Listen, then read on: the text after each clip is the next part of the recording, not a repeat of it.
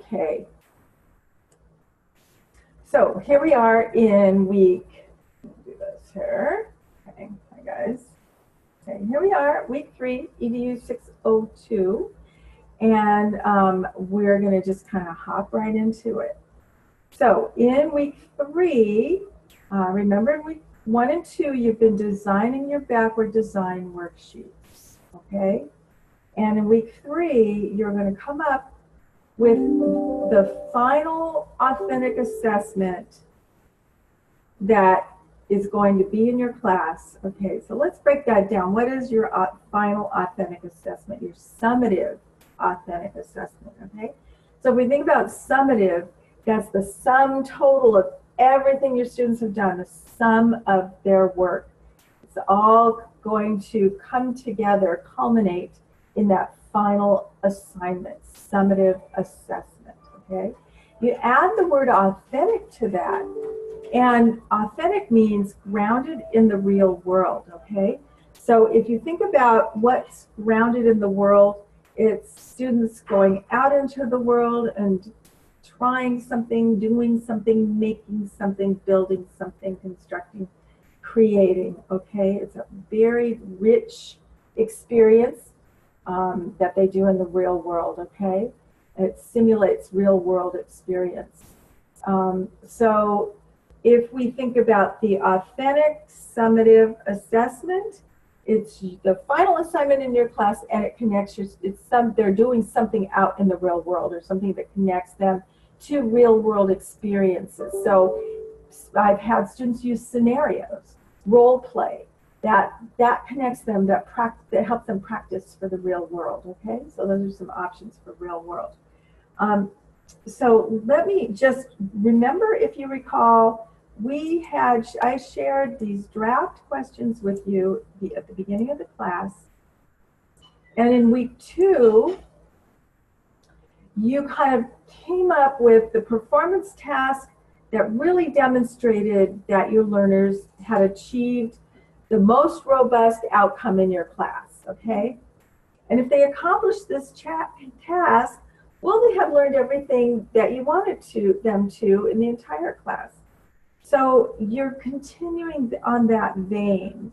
You're coming up with your, if your students have completed, this is week 3 draft questions, if your students have completed all the lessons in your class, will the assignment that you're thinking about demonstrate that they completed everything, that they understood everything that you taught them, okay?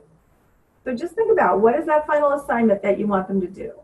Just kind of really think it through, because this week you're going to write it up as if it's a real assignment in your class. So then there's another requirement. You need to use some technology for this final assignment. And the technology is an interactive technology. It's a Web 2.0. It's not a video. That doesn't count, okay? It's not a, if you think about the technology they're going to use, a mind map is not really going to connect into the real world, okay?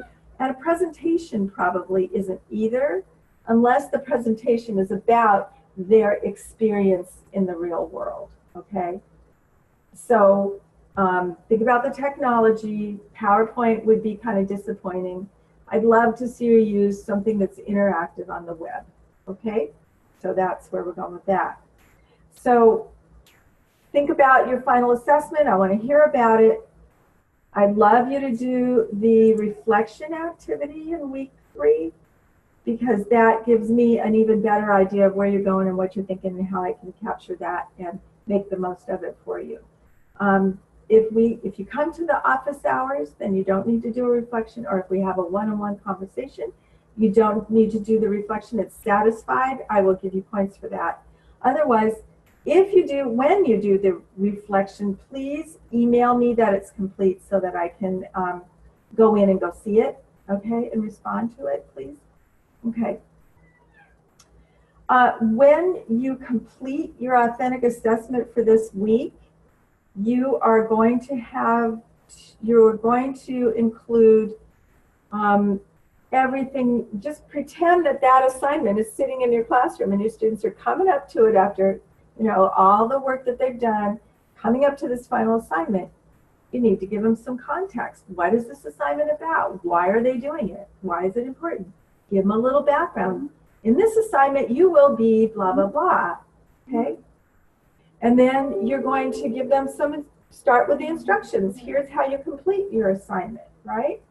And then you're going to give them the technology and the information that they need to support them in completing all the bits and pieces of their assignment, including how they're going to submit it, how they're going to provide how you're giving them feedback, how you're going to grade it, okay?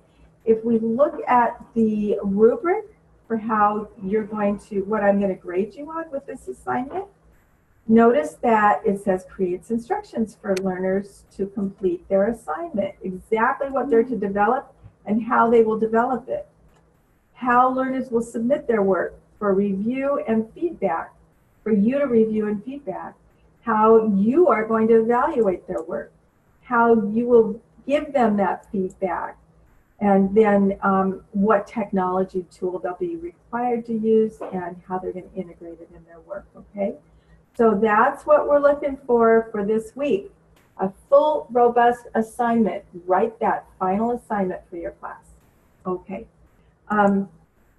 Very quickly, there is a blog, and the blog is about curation. When you think about curation, you know, what comes to mind often is a museum curating works of art. And what that means is they're kind of pulling together things around a theme or around their perspective. So let's see here, 1 second, please. Hold on 1 second.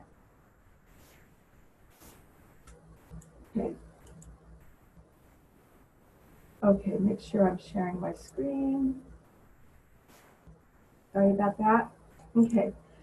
So for you, when you think about a blog, curating a blog, you're going to be blogging.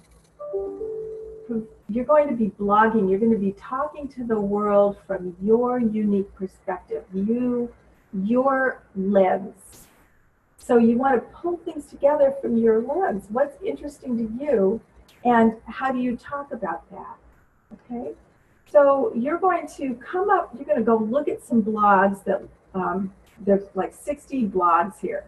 Go look at them and see what inspires you and informs you, and then kind of find a couple of those blogs that you could stay connected to, and pull some of those ideas together and think about how you could use that to inform your writing to the world and your publishing to the world, and think about how they are curating material from their lens and their perspective. So that's kind of what we mean by curate, and that's I think you can learn a lot by looking at these blogs and looking how other people curate information and present it from their unique perspective. Okay? All right. So that's week 3 in a nutshell. I'm always available for questions. I hope you join me in office hours. And then that satisfies your weekly reflection. Okay? Thanks, everybody. Okay, let's see here. Come back.